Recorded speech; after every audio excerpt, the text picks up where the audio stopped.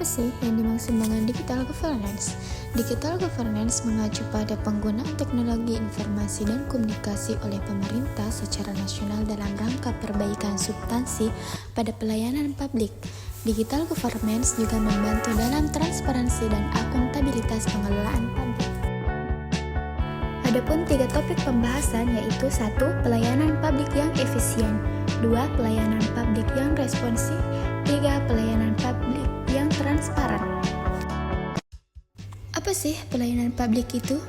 Definisi pelayanan publik menurut Undang-Undang Nomor 25 Tahun 2009 tentang Pelayanan Publik adalah kegiatan atau rangkaian kegiatan dalam rangka pemenuhan kebutuhan pelayanan sesuai dengan peraturan perundang-undangan bagi setiap warga negara dan penduduk atas barang, jasa, dan atau pelayanan administratif yang disediakan oleh penyelenggara pelayanan publik.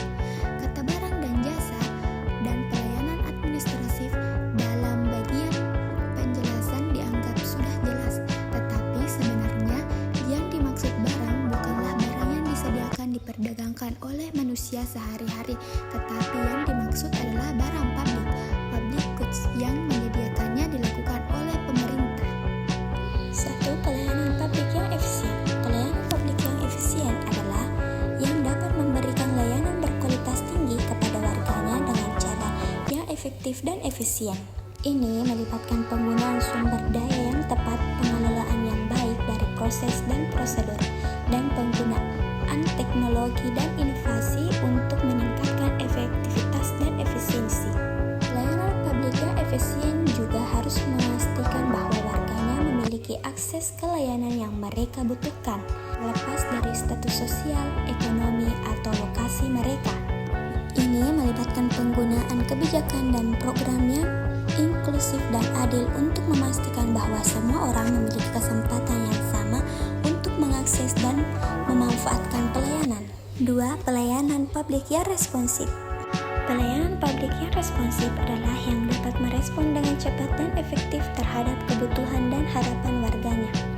Ini melibatkan penggunaan teknologi dan inovasi untuk meningkatkan responsivitas dan efektivitas pelayanan. Pelayanan publik yang responsif juga harus transparan, adil, dan sehingga warganya dapat dengan mudah mengakses dan memahami layanan yang tersedia.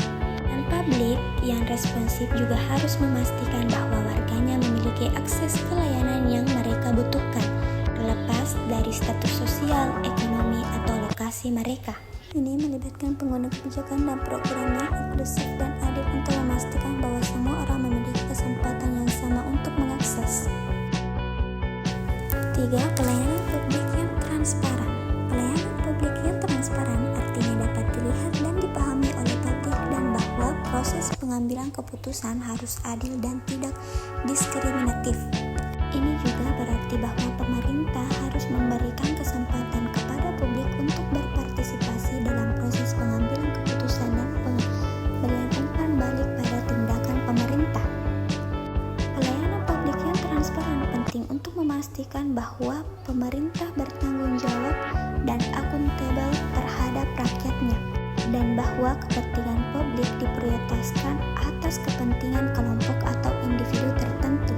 Ini juga penting untuk membangun kepercayaan masyarakat kepada pemerintah atas proses pengambilan keputusan.